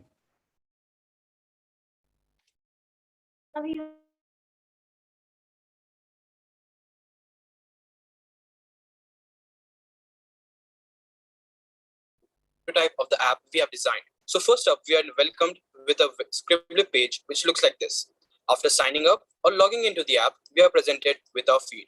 In the feed, you'll find daily ebook recommendations and even writings uploaded by the scribblers. At the bottom, you can see a play button, and that's used for playing audiobooks of your choice. So for example, over here, I have chosen Rich Dad Poor Dad, and you can see all these functionalities that come with the audiobook. You can increase the speed of the audio or slow it down depending on the user. Now let's go to the profile. Over here, you'll see different works uploaded by the user and see the overall rating of the book and the user itself. So for example, let's choose The Clock is Ticking. Over here, you'll see different info about the book, like what the book is about, the rating of the book, the reading time required by the user to complete the book, etc. You can also read the book depending on how you experienced it. So let's click Start Reading. Over here at the bottom, you can see a progress bar, and it shows how much progress you have made in the book. At the top right-hand corner, you can see a bookmark icon, which helps you to bookmark a certain page. Next to it, we have fonts with an extra added feature you won't find anywhere. Yes, and the font size, and also a new option called Easy Read. This can help dyslexic users read, or even non-dyslexic users that sometimes get confused in switching lines. This option changes the font to Open Dyslexic font, which is helpful for dyslexic users as it increases the size and the distance between the words by 4 spaces. So let's go back to the main page to show the main feature that we all been waiting for. So at the bottom, you can see a pencil icon, and pressing it takes you to a page where you can write the info of the book and even add a cover page. And And you see, we are ready to write the first part of our book. After completing your book, you can publish your work to the world. And that is pretty much it. Thank you for giving us the opportunity to present our work. And thank you, Team Scriblib, the amazing presentation and beautifully designed prototype. Judges, over to you for any questions.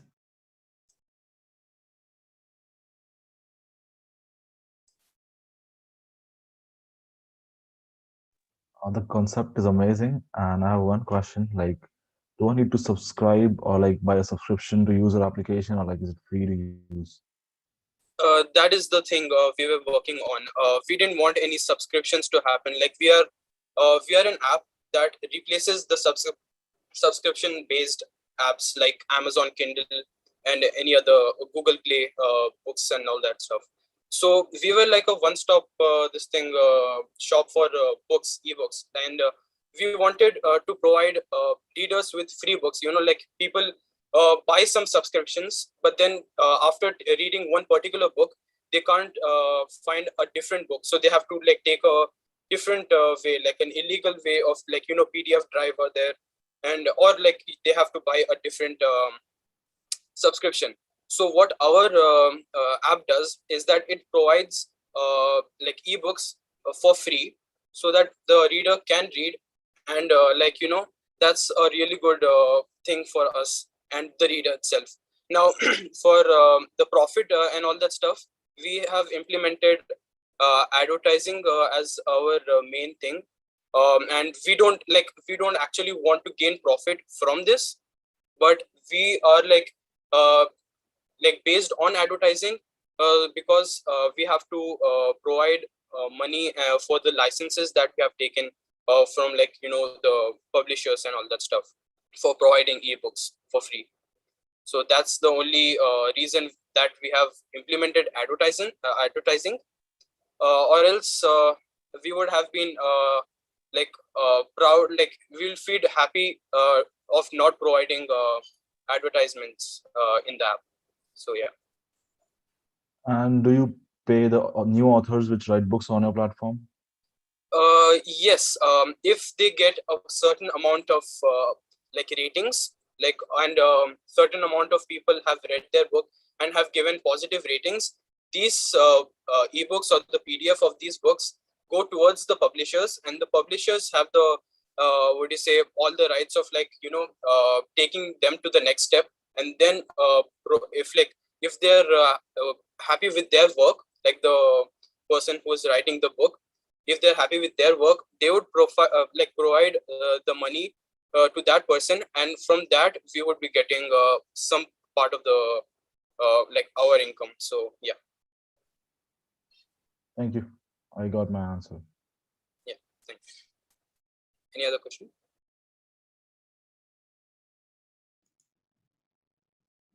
Okay, I think Can you no. guys stop screen sharing? Yeah, I think we don't have any further questions from the judges. Thank you, team, once again for the awesome presentation. Now let's move on to the next team, which is Team Bioit. I'm pronouncing that right? Are you all here? Yeah. All right. Just a second. Stage yours. I hope you can see my screen. The other end. Yep, we do. Just give me a second here. Oh, okay, now we're ready. Okay. Greetings to everyone. Today we introduce to you a solution to a prevalent problem in today's world. Chronic diseases are taking a toll on humans due to haphazard monitoring and late detection. Sluggish, exhausting, and pricey blood test is currently the only available technique for testing and monitoring.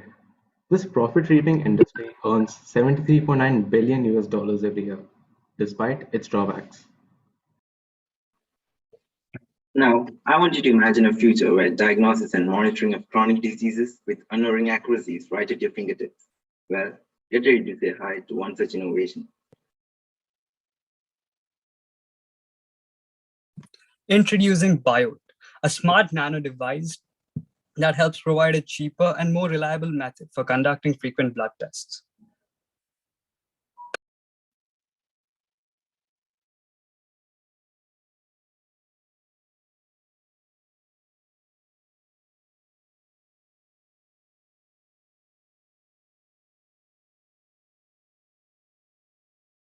Devant, you're muted. Oh, I'm sorry. Okay. BioLT has incorporated unique and advanced features, making it a complex but easy to use device. These features are GFP BioCell, which powers BioLT with bioenergy, timely and efficient transfer of data, which is facilitated by BioCell synchronization, disease-specific sensors characterized for patient disorders, and end-to-end encryption of data eliminates the risk of manipulation of reports. This prototype video will elaborate further on the features of BioLT.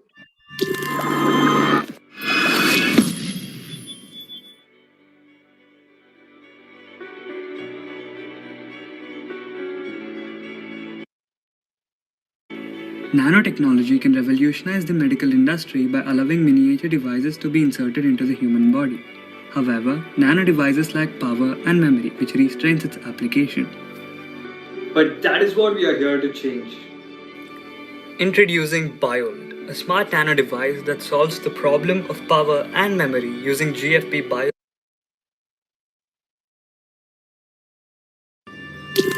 GFP, when introduced, exhibits bright green. Green fluorescent protein is a protein that exhibits bright green fluorescence when exposed to light in the blue to ultraviolet range. A drop of GFP, when introduced, forms strands between the two aluminum electrodes. When exposed to UV light, it emits electrons, thus producing electricity. The human body contains radioactive tritium-40, which is the primary source of radiation within the human body. The gamma rays produced during its disintegration are tapped and dampened into UV radiation. The efficiency of conversion is about 80%, which supports full functionality of BioLT. A mixture of chemicals such as magnesium and luciferase enzymes produce UV radiation, which is absorbed by the GFP, thus producing energy within the cell.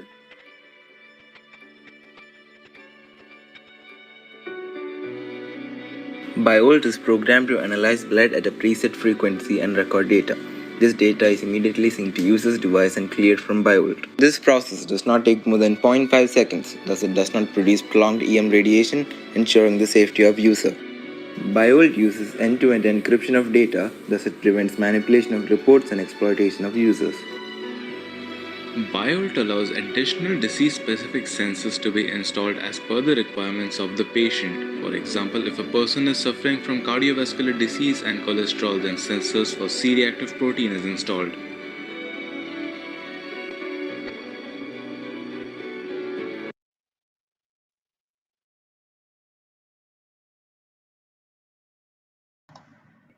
BioLT will be the world's first nano device to incorporate GFP BioCell, passive synchronization, and personalization, making it a futuristic and relatable device.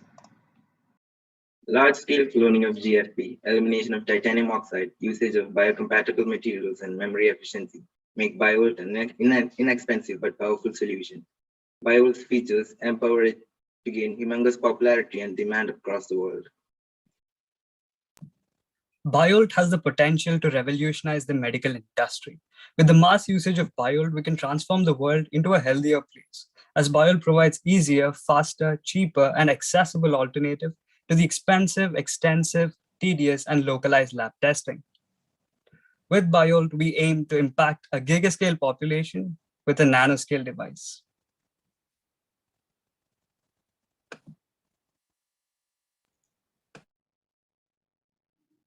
That was an amazing note to end on. I love that sort of tagline. Judges, over to you for any questions.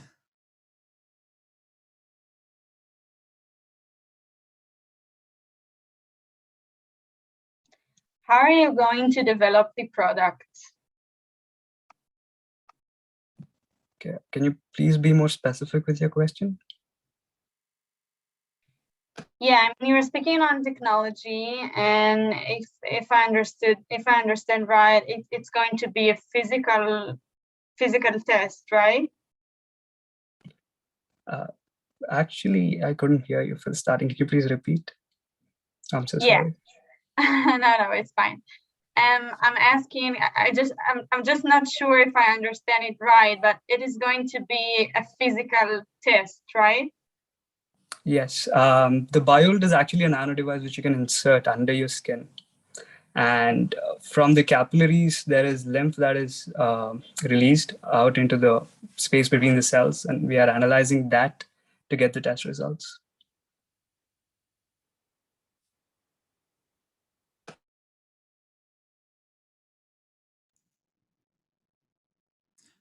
Any other questions for the team?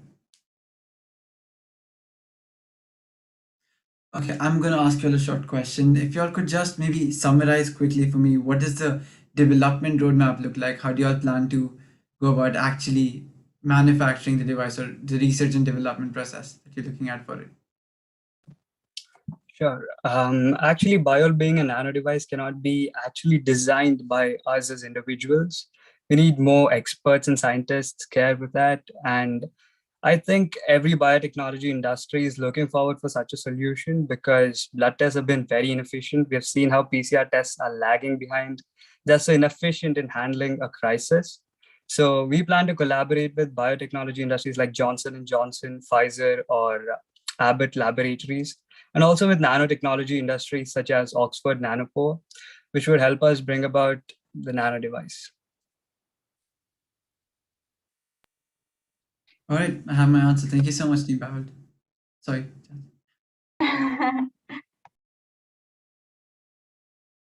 Okay, I guess we don't have any further questions and we can move on to Team Odyssey. Hello, can everyone hear my voice? Yep, perfect. Can you stop sharing because it's not allowing me? Right. Okay, 1 minute. Okay, can everyone see my screen? Hello, can everyone see my screen? Yes, we do. Go ahead. Good evening to all of you. My name is Jonah. I am from the team Blue Space. Our product name is Odyssey. Our team members include me, Srihari, Steve, and Joy. So now we recognize that many of the teenagers suffer from problems like depression and stress, and they do not have any way to force it out or to solve this. However, one of the best ways to solve this is diary writing. It has advantages such as it keeps your thoughts organized. It keeps your thoughts organized and boosts memory. It improves thinking pattern and writing skills. It reduces stress, depression, and loneliness, which are complex problems, especially in situations like COVID-19. So what is the solution to this? That is our app, Odyssey. Normally, people, whenever they try to write a diary, they say it's too hard for them because it's they're too busy or it's too boring, and they might not even know how it helps them. Our solution helps them by giving an intelligent, interactive, and smart friend for each youngster. And there are many companies that give similar diary solutions. However, the unique selling point of our program is that it acts like a friend. Using its multimedia features, you can talk to it just as if you're talking to a real friend. Your secrets are completely safe. And there are also features such as mood meter, which recognizes the mood or how the person feels in that day, and the intelligent engine of our diary helps to encourage the person to be more positive and overcome negative thinking. It also gives reward points for consistent writers. These points can be used to buy products from listed sellers. There is a free as well as a pro version, and the business model will be offered as a solution as a service. It will have two versions, as I said, the free version and the pro version. The revenue will be mainly from the ad revenue as well as the subscription fee for the pro version. We can identify products and companies for the younger generation and allow them to advertise in our company. So mainly the market share expected will be up to 0.1% of 1.2 billion young mobile users in the world within 5 years. The market segment will be the younger generation between 5 to 25 years old. And the PR strategy will be product positioning. It will be for getting on the target segment, that is the younger generation. And we will be trying to convince the brands like Nike and Adidas, which go after the younger generation, to come after this.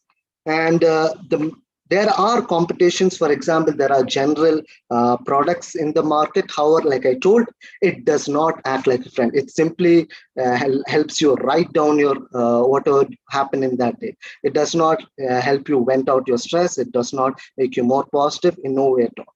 However, we have one weakness, that is we do not have experience in the market. However, the strength of us is that we know the product positioning, we know our market, we are the market in essential, the younger generation. We have more features, we are more creative, and have better facilities than other products online. And we have an energy and a nothing to lose attitude. We are fresh to the market. We do not have any already existing predominations of the market and can adjust accordingly. And the scenes you see, the photos you see right now are at the conceptual stage of the product. We have not made anything yet. However, we hope that we can make one in the future. It's a diary that will stay with you, for you, and forever. Thank you. Lovely note to end on again. You guys are very creative with how you'll end your presentations. Judges, any questions for the team? I have a question. As you mentioned, like your app acts like a friend. Like, can you explain more about it? And how does it help that? Like, For example, For example, it gives you personalized themes. Second, it gives you a multimedia feature. So many of these journals, what they do is they make you either type it out, which is very cumbersome, and our facilities allows you to talk to it like a friend. And like I told, the mood meter, it acts like a friend. A true friend would try to make you happy, wouldn't he? So that's the same thing. We're trying to make a positive outlook in the person's life. That is a major part of it too.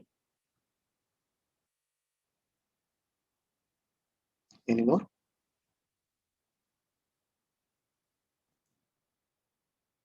Any other questions, judges? Nope, I think we could. Thank you so much for the presentation. Let's move on to Thank you for giving the opportunity. Absolutely. Now let's move on to the last team remaining from the event, from the finals of Tanglethon. SchoolPad, are you all ready now? Yes, we are. Sorry for the delay. Good. Yes, thank you. All the best. Thank you.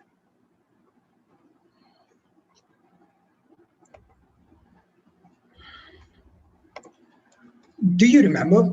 A few days ago, our seniors were notified about how their board exams were being cancelled because of pandemic and lockdown throughout countries, making it impossible to rank, as our education system highly depends on examination. Many lost their chances to apply to their dream schools for which they have been working for entire high school. I believe many of you still remember the anxiety of those days. What if there was a system which could track your performance right from grade one? A system which is not susceptible to favoritism or partiality. Ladies and gentlemen, I present to you SchoolPad. SchoolPad is a crypto-based school record which cannot be altered, corrupted, or changed once committed. We are a group of aspiring students who wish to introduce a crypto technology to facilitate a better academic and extracurricular performances. No, we're not here to change the entire school system, but rather work complementary to them. Once we started building it, we realized the plethora of applications the software can have. It has a SHA 256-bit encryption, and each record entry has a timestamp, right? Which means no one can corrupt it or hack it in any way. Hence, this could be used as a common record for marks, which can be verified by anybody at any time, or a score-keeping system for extracurricular activities. It can also be applied as a verification of mark sheet and all student achievements. It is open source, available to all, and decentralized. So no one school or university can actually control it. SchoolPad is the first biggest educational token created for schools. It's aiming to put tokenization into education stream. The tokenization is extremely useful for schools and students, likewise as it gives an option for unlimited crowdsourcing and decentralized governing.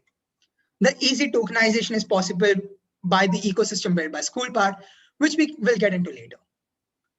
And here's the cool part.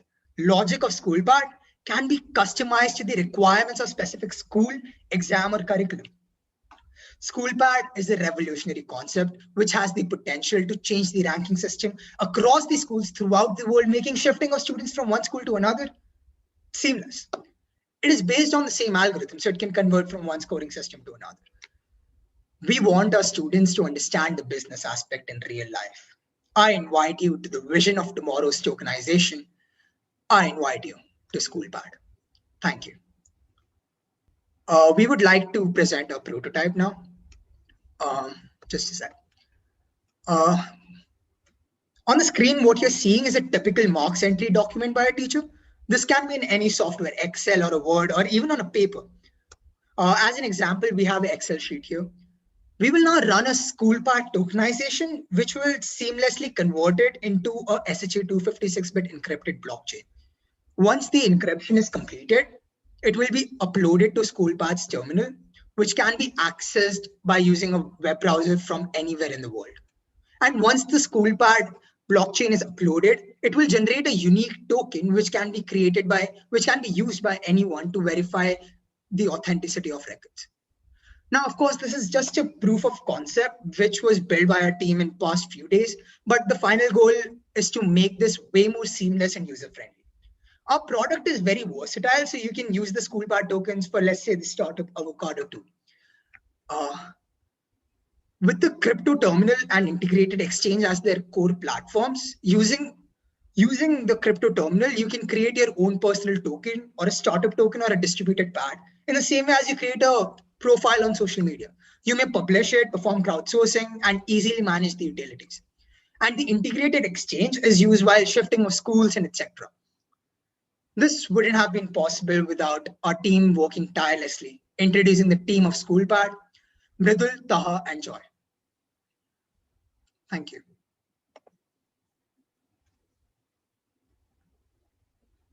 Thank you for the amazing presentation. I think the visuals were very beautifully designed and a great prototype as well. So over to the judges for any questions. Your concept is pretty amazing, but I have one question. Like, what is the use case of your token? The use case will be basically for school records. So like, as we said, you can store your school mark sheets in our decentralized server. So it is very secure. And also like, let's say you're applying to a university and they want to check the verification of marks because a lot of it can be corrupted right now as the system is very tedious. So what we have done is we have basically used a crypto technology to secure all of this, and any university can actually look your marks right from grade 1. It is also beneficial. It is also beneficial because it does not only it goes side and side with the school marks, but also you can add the tokens, adds credits using extracurricular. If someone achieves anything in extracurriculars like sports, it can be directly recorded in this. So it even gives the incentive for extracurricular activities, which even universities can see the records for not only marks but extracurricular as well, which are usually not really noted down.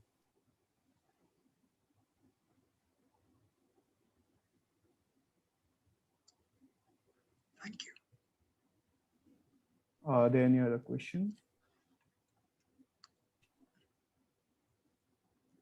Yeah, I don't think so. Thank you. I think that was the last presentation for the day. Thank you so much, Team SchoolPad.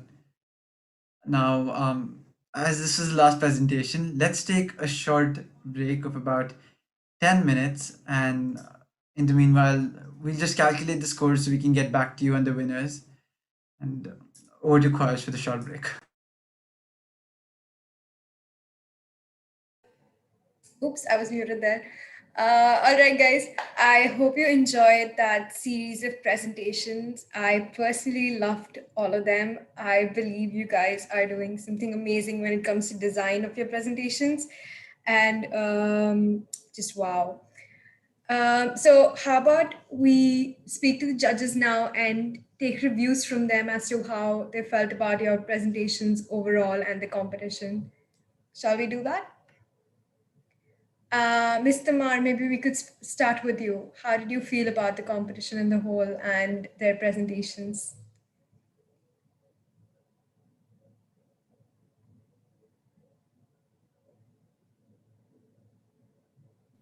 Sorry, you're speaking to me? Yes. I didn't hear you. Okay. So first of all, I think you were all great and you have a great ideas. I think you need to search deeper for your the competition outside there. But there are many unique thoughts of that you presented. And overall, I think you did a great job. So that's great. Thank you. Mr. Yathar, do you have any particular things that you would like to say that might help them improve on their models? Yeah, of course. First of all, I would like to congratulate everyone because the ideas were amazing and like it's too difficult to think about so small things which they have presented, and yeah, it was good.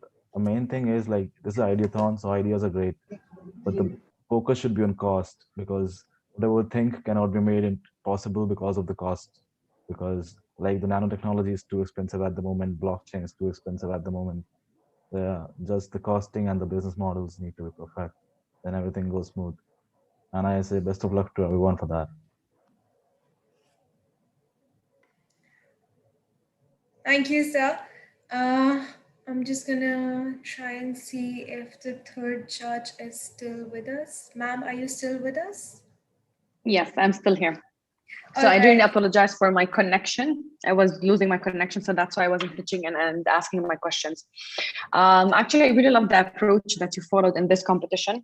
I wanted to salute all the teams on their amazing presentations. The pitch decks looked really brilliant in terms of design, content, and what have you. Also, the presentation skills of the speakers were amazing. So congratulations, you all. One thing to highlight is that even though you're building or you wanted to start some social enterprises, you still need to think about financials, how to raise the money, and how to actually make some profits. Because these profits, even though they're not going to go for luxurious things or for your personal profits or gains, what have you, you still need to cover the expenses of the business, of growing it and of expanding it. So even if it's called a social enterprise or a social business, still think about financials, about making money, about covering your expenses. Well, best of luck for the winners. So in case any of you would like to connect with me on a personal level, I'm more than happy to mentor you through my own mentorship support or through our mentors at LaunchDXB. So please feel free to connect with me. Thank you, ma'am. That's very sweet of you. Considering all of you came up with your idea in a total of 1 week, and took just 1 week to actually figure out how you're going to be presenting, actually create the presentations. I personally believe that is more than just amazing. And it was, I'm just still a little awestruck to see you all do such an amazing job. So we're all going to take another 5 minutes, maybe. Rishabh, 5 minutes works for you? I mean, I'm ready. I'm ready with the results. Okay. Is everyone ready for the results then? Yeah, should we like just dive, just get it? Dive right in? Yeah, it makes sense. Yeah. We are a little over time still. Okay, so third place from the junior category. Who do you think it is? Any guesses in the chats? You can write down all your guesses in the chats or shout it out for all we know. Okay, so the third place from the junior category goes to Team Frambosia. Very nice. Do we play round rolls? Congratulations. You guys feel free to like turn on your cameras and celebrate. The second place for the junior category goes to Team Oskill. Very nice work there, guys. And finally, the first place from the junior category. I personally love their solutions as well, and I'm glad the judges agree. The first place from the junior category goes to Team Go Caller. Congratulations, all of y'all. Congrats, guys. Thank you so much. That's all the reaction we got from the team. The thank you in the end. I'll take it. Let's move on to the senior teams quickly. So now, The third place from the senior category goes to Team Avocado with their learning app. Congratulations. Very nice. The second position for the senior category goes to Team Scriblib. Congrats. I need to know you all can even hear me right now. I know, right? Like they're all like really dead. Yeah, are you guys here? Did You we need to start unmute it and too speak up. early? You need to make drum rolls to wake them up. Right, right. Yeah. Well, if that's what we gotta do.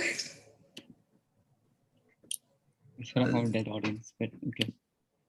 Okay, that makes sense. I like that. Too stunned to speak. I guess that's everyone who's been. We'll take that. We'll take that. Right. Okay, and finally, we've got the first position for the senior category. Any guesses? What do you all think it is?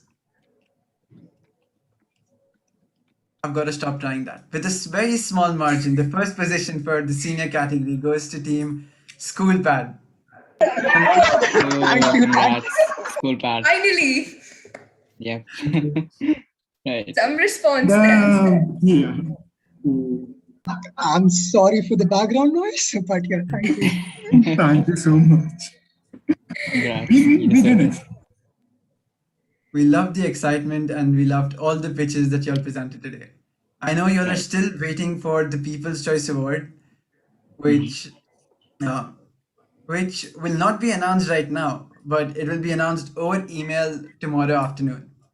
We'll have the team from Up Next email all of y'all so y'all can collect your prizes with all the details so y'all can claim them.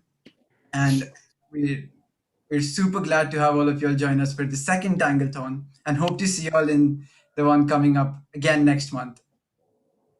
Hope y'all enjoyed the event. Yeah, thank you very much for it. Thank you so much. Thank you for joining us. Have a great evening, everyone. Good luck for everyone. Thank you. Congratulations to the winner. Thank you, Bye. Take care. guys. Thank you for joining us all. Thank you to our judges.